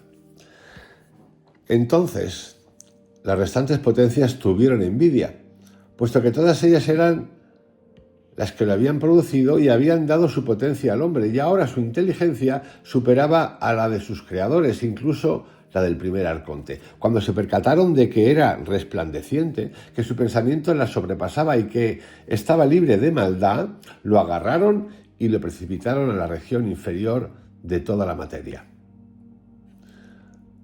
Inteligencia auxiliadora, Génesis 2:18. Ahora bien, el bienaventurado, el Padre materno, el benefactor y misericordioso, se apiadó de la potencia de la madre, la que había provenido del primer arconte y luego iba a dominar el cuerpo psíquico y sensible. Entonces, por medio de su espíritu benefactor y su gran misericordia, envió una auxiliar para Adán, una intelección luminosa que procedía de él, la denominada vida. Esta es la auxiliadora de toda la criatura, la que sufre con el hombre y lo establece en su pleroma, instruyéndolo acerca de la caída de su deficiencia, instruyéndolo sobre el camino del retorno por el que ya había descendido. La intelección luminosa estaba escondida en Adán a fin de que los arcontes no la conocieran y que la intelección pudiera rectificar la deficiencia de la madre. Es decir, nos meten esa semilla, núcleo de la mónada, lo esconden de los arcontes para que nosotros con el tiempo, que pasa mucho tiempo, vayamos descubriéndola y vayamos trabajando para ir saliendo y trascendiendo todo lo que tiene que ver con materia y sufrimiento. Vamos ahora con el hombre terrenal. Este es, el apartado anterior es el ser humano, que elige, el que puede elegir, el psicológico, el que puede elegir. Ahora vamos al hombre terrenal. El hombre se manifestó a causa de la centella de luz que estaba en él. Su pensamiento era superior al de todos sus creadores. Cuando estos miraron hacia arriba, vieron que su pensamiento era superior. Entonces celebraron un conciliábulo con todos los seres arcónticos y angélicos. Tomaron fuego, tierra y agua, los mezclaron completamente con los cuatro vientos del fuego e hicieron una masa compacta, originando un gran trastorno. Entonces arrastraron a Adán hacia la sombra de la muerte a fin de moldearlo otra vez, con aquella mezcla de tierra, agua y fuego y con el espíritu que procede de la materia, es decir, los arcontes, que es la ignorancia de la oscuridad y el deseo, y con su espíritu contrahecho. Esta es la tumba, la nueva plasmación del cuerpo, el andrajo con que los facinerosos lo vistieron, la cadena del olvido. De esta manera fue ya un hombre mortal. Esta es la primera caída y la primera ruptura. Sin embargo, la intelección luminosa que poseía se disponía a despertar su pensamiento. Adán en el paraíso, Génesis 2, 8, 9. Los arcontes lo arrebataron y lo pusieron en el paraíso diciéndole: come. Su alimento es amargo, su belleza es perversa, su alimento es engañoso, sus árboles son la impiedad, su fruto es un veneno mortal, su promesa es muerte. Ahora bien, el árbol de su vida lo plantaron en medio del paraíso. Voy a explicaros cuál es el secreto de su vida. Viene del conciliábulo que convocaron. Es su espíritu contrahecho. La raíz de este árbol es amarga. Sus ramas son muerte. Su sombra es odio. Sus hojas acarrean engaño. Su savia es el ungüento de la perversidad. Su fruto es la muerte. Su simiente es un deseo que germina en la oscuridad. El infierno es el lugar de los que lo gustan y la oscuridad el lugar de su reposo. Otro es el denominado por ellos árbol del conocimiento del bien y del mal. Esto es la intelección luminosa. Los arcontes vigilaron junto a él para evitar que Adán viera su pleroma y se percatara de la desnudez de su vergüenza. Sin embargo, yo los incité a que comieran. Estamos hablando de la serpiente. Entonces yo, Juan, dije al Salvador: Señor, ¿no fue la serpiente la que indujo a Adán a comer? El Salvador contestó sonriendo: la serpiente les enseñó a comer el vicio de la generación y la apetencia de la corrupción, a fin de utilizarlo en provecho de sí misma. Y Adán se dio cuenta de que había desobedecido al arconte a causa de la luz de la intelección que poseía, que rectificaba su pensamiento y lo hacía superior al del arconte. Como veis, toda una historia bien distinta de lo que cuentan los evangelios y el Génesis. Creación de la mujer. Entonces, este quiso recuperar la potencia que había introducido en Adán y extendió sobre él un olvido. Entonces dije al Salvador, Juan, le pregunta al Salvador, ¿qué es el olvido? Él contestó, no es como Moisés ha escrito y como tú has escuchado, pues dice en su primer libro, lo hizo dormir. Esto significa en realidad que el arconte envolvió sus sentidos con una especie de velo y lo agobió con una insensibilidad. A este respecto, dice el profeta, llenaré de pesadumbre sus corazones para que no comprendan y no vean. Entonces la intelección luminosa se escondió en Adán y el primer arconte pretendió hacerla salir por su costilla, pero la intelección luminosa es inaferrable. La oscuridad la perseguía y no la podía alcanzar. Entonces el arconte tomó una parte de la potencia de Adán y elaboró otra criatura en forma de mujer, de acuerdo con la semejanza de la intelección que se le había manifestado. De esta manera transfirió la parte que había tomado de la potencia del hombre a la plasmación de una entidad femenina. Y no sucedió según dijo Moisés, su costilla. Adán vio a la mujer junto a él y al instante se manifestó la intelección luminosa disipando el velo que cubría su mente y se purificó de la embriaguez de la oscuridad, reconoció su semejanza y dijo, he aquí hueso de mis huesos y carne de mi carne. Por esto abandonará el hombre a su padre y a su madre y se unirá a su mujer y serán los dos una sola carne. Efectivamente, le es ofrecida su cónyuge. Nuestra hermana, la sabiduría, descendió con inocencia a fin de rectificar su deficiencia. Por eso es llamada Zoé, que significa la madre de los vivientes. Por medio de la suprema inteligencia de la verdadera soberanía superior y gracias a ella misma, gustaron ellos el perfecto conocimiento. Fui yo el que me manifesté en figura de águila sobre el árbol del conocimiento. Eso se refiere a la intelección que proviene de la inteligencia suprema, la luz pura, para instruirlos y despertarlos de la profundidad del sueño, pues se hallaban ambos en decadencia y se habían percatado de su desnudez. La intelección se les apareció como una luz y despertó su pensamiento. Y ahora viene la expulsión del paraíso. Cuando Yaldabaoth se percató de que se apartaban de él, Yaldabaoth es el Dios que se cree Dios, no el superdios, el que nace de Sofía, del pensamiento.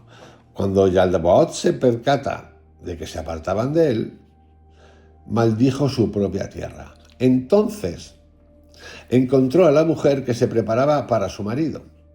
El arconte era su dueño, pero no conocía el secreto que dependía del santo decreto. Ellos, sin embargo, no se atrevieron a execrarlo y a poner de manifiesto la ignorancia del arconte delante de sus propios ángeles.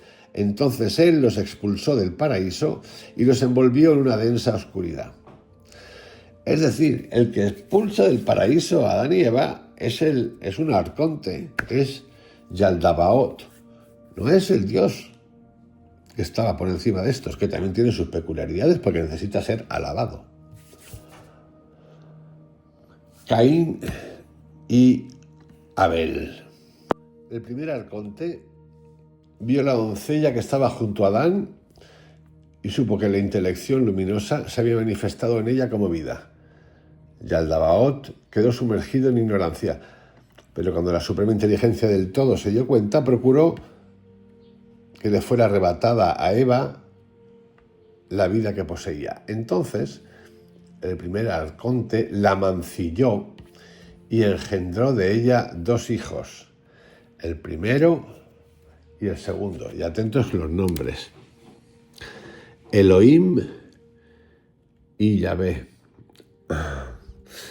Elohim, según Mario Biglino, es plural y es varios, son varios. Y Yahvé es el nombre de Dios. Esto es en el Evangelio de Juan, apócrifo. El arconte la mancilló, es decir, coheteó y engendró de ella 2 hijos, Elohim y Yahvé. Elohim tiene rostro de oso, Yahvé tiene rostro de gato. Uno es justo, otro injusto. Estableció a Yahvé sobre el fuego y sobre el viento, y a Elohim sobre el agua y sobre la tierra. Yahvé no es el Dios que nos han contado en los textos bíblicos. Pero no solamente esto, sin necesidad de entrar en los gnósticos, Mario Bilino, en las traducciones que hace de la Biblia y de los Evangelios, lo dice igualmente, sin entrar ni mencionar los gnósticos. A estos les impuso los nombres de Caín y Abel. Todo esto lo realizó atendiendo a sus malas artes.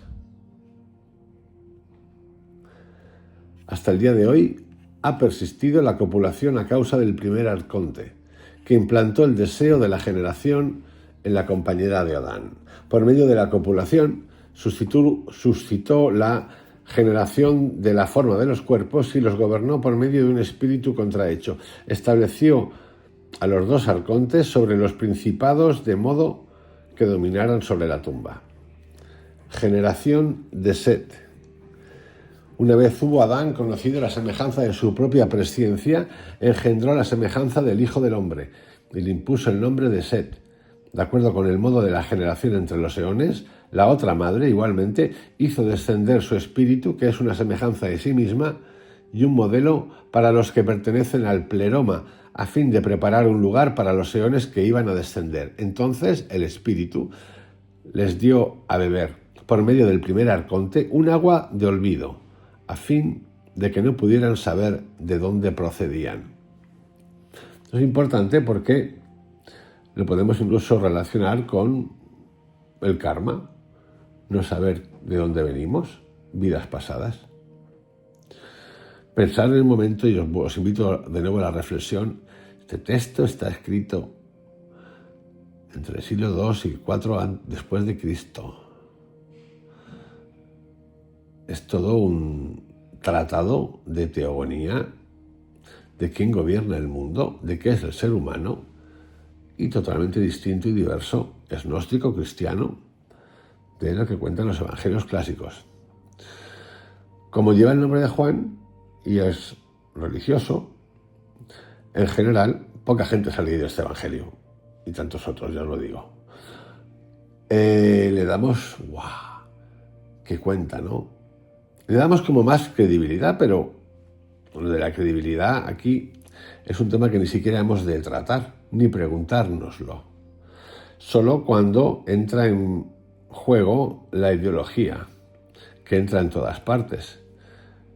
Es una pregunta. Aquí está hablando Jesucristo a Juan. Le habla en unos términos descriptivos fantásticos.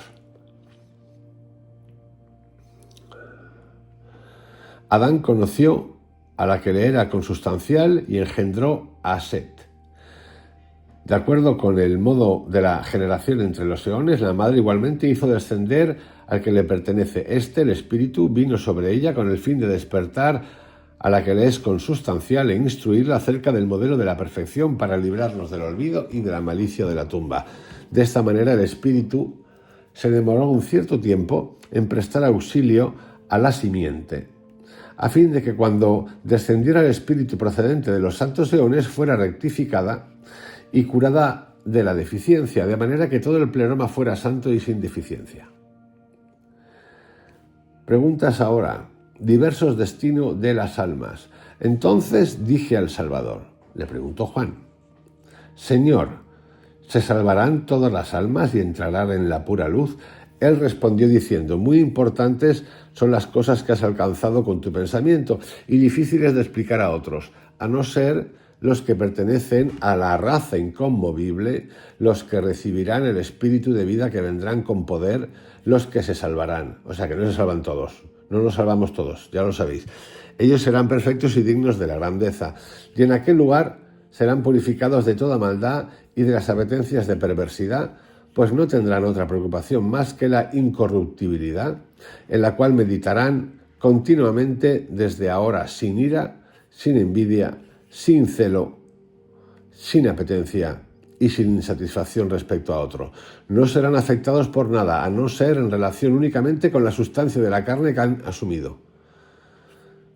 En el entretanto, estarán expectantes respecto al tiempo en que tendrá lugar la visita de los que tienen que recibirlos, Esta es la manera de ser de los dignos de la vida incorruptible. Hay que esperar a que lleguen a salvarlos. Yo le dije, Señor, las almas que no han obrado estas cosas y que sin embargo han recibido la potencia del Espíritu de vida, ¿serán rechazadas? Él respondió, si el Espíritu desciende sobre ellas, se salvarán de todas maneras y seguirán adelante, pues la potencia desciende sobre todo hombre, y sin ella nadie puede mantenerse erguido. Después de su nacimiento, el espíritu de vida crece y viene la fuerza que robustece aquel alma, y ya no puede extraviarse en las obras de la perversidad. En cambio, los que han recibido el espíritu contrahecho son atraídas por él y se extravían. Yo dije, Señor, ¿a dónde van las almas cuando abandonan la carne? Él me dijo, sonriendo, el alma, en la que la potencia predomina sobre el espíritu contrahecho, es fuerte y huye de la perversidad, y gracias a la vigilancia del incorruptible se salva y es recibida en el reposo de los eones. ¿Dónde va? Al reposo de los eones. Yo dije, Señor, aquellos que no supieron a quién pertenecen, ¿a dónde irán sus almas? Y él me dijo, en estas se ha rebustecido el espíritu contrahecho a causa de su error. Él abruma al alma y la arrastra hacia las obras de la perversidad, arrojándola al olvido. Después de su partida es entregada a las potestades que procedieron del arconte y entonces la atan con cadenas, la precipitan en la cárcel y deambulan con ella hasta que despierta del olvido y recibe el conocimiento. Cuando todo esto se ha cumplido, se salva. Es decir, que tienes que purgar. Tenemos que purgar. Pero yo dije, Señor, ¿y cómo puede el alma empequeñecerse y volver a la naturaleza de su madre o dentro del hombre? Él se alegró de esta pregunta y me dijo, tú eres realmente feliz, puesto que has conocido.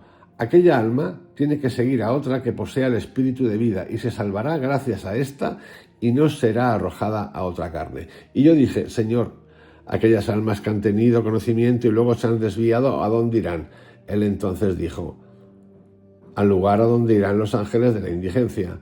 Allí serán recibidas un lugar donde no cabe ya el arrepentimiento y en el que serán custodiadas hasta el día en que sean torturados los que hayan blasfemado contra el Espíritu, quienes serán castigados con una pena eterna. Pero Señor, ¿de dónde provino el espíritu contrahecho? Entonces me dijo, el Padre materno de gran misericordia, el Espíritu Santo, rico en toda forma de piedad y de compasión, es decir, la intelección de la suprema inteligencia luminosa, enderezó la simiente de la raza perfecta, el pensamiento del hombre de luz para siempre. Cuando el primer arconte se percató de que se situaban por encima de él y que le superaban en inteligencia, maquinó apoderarse de su mente, ignorando que los sobrepasaban en inteligencia y que nunca los podría dominar. Entonces convocó una asamblea de sus potestades, que son sus potencias, y fornicaron de consuno con la sabiduría, engendrando la amargura del destino, que es el último vínculo contrahecho, de tal manera que se hacen contrahechos unos a otros. Es el vínculo más consciente y consistente y más fuerte que entrelaza a los dioses, a los ángeles, a los demonios y a toda la raza hasta el día de hoy. De este destino procede toda iniquidad, injusticia y blasfemia, vínculo del olvido y de la ignorancia, todo precepto insoportable, los pecados graves y los grandes errores. De esta manera, toda la creación vino a ser ciega, a fin de que no conocieran al Dios que está por encima de todos ellos. En resumen, queridos amigos, esto es lo que le fue transmitido como un misterio a Juan, mientras que el Salvador luego desapareció. Como veréis, este libro secreto de Juan, a diferencia de los anteriores que llevo hechos en la secuencia, empecé con Judas, seguí con el libro El Evangelio Prohibido de Tomás, el Evangelio Perdido de María Magdalena, el Diálogo del Salvador, y ahora el libro de Juan, o Evangelio Gnóstico de Juan, es en realidad una teogonía. De todos los que llevo leídos hasta ahora, interpretados, para mí es el más complejo en cuanto a que da una cantidad de detalles de ángeles, eones, seres de luz, listado de cómo el cuerpo humano va asociado a cada uno. De ese cada uno sale otro que controla una parte del cuerpo, la oreja, todo, todo, todo, todo. La parte interesantísima, y a mí la que más me ha impactado y me hace pensar, es la de cómo un eón, un ser de luz, que es un concepto que luego toma una forma, luego hay ángeles, formas, etéreas o no, pero que nosotros vemos como ángeles, que es Sofía, la sabiduría, decide preguntar, y me recuerda a lo de Prometeo, porque quiere conocer a Dios, no quiere ser Dios, que es distinto, es distinto.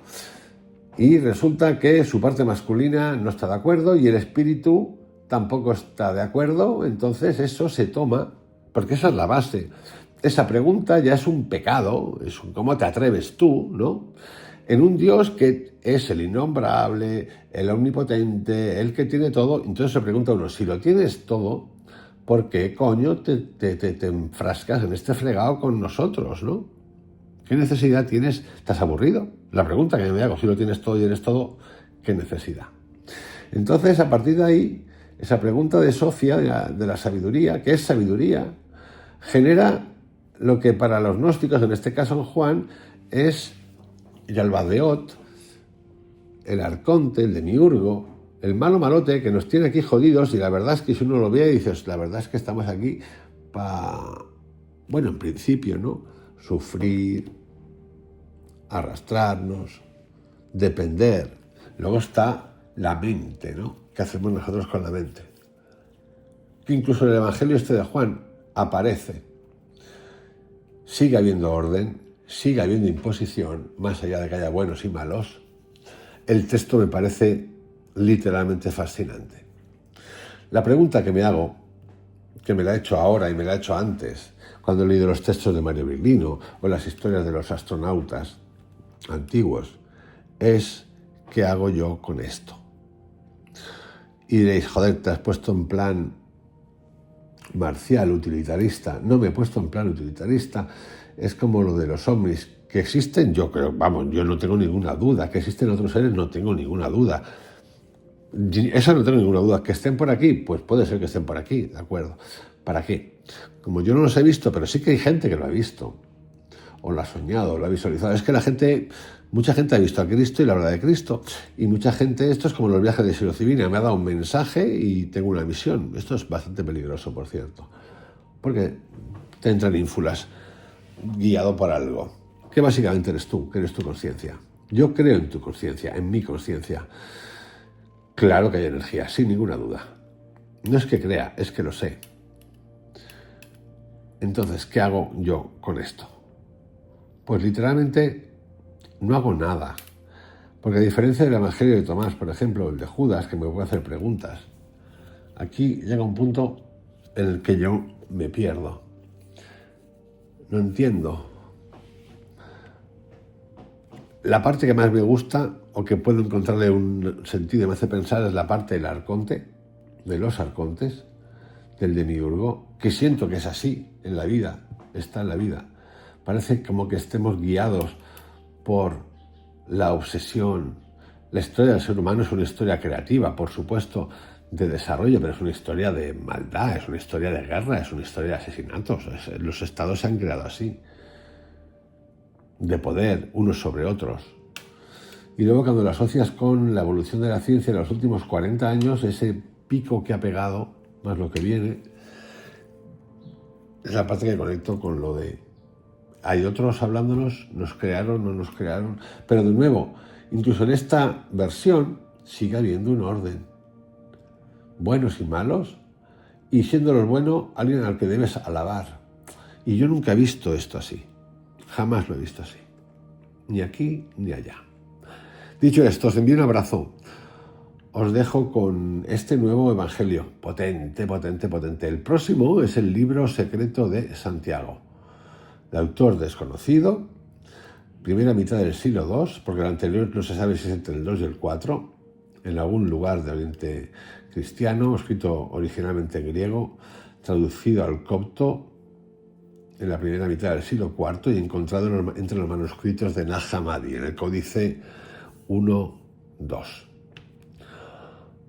Cuidaros mucho, ya sabéis, cualquier comentario, encantado. Hay gente que se está estirando con estos comentarios en estos textos y la verdad es que me fascina porque a mí también me hace ver muchas cosas. Hasta mañana.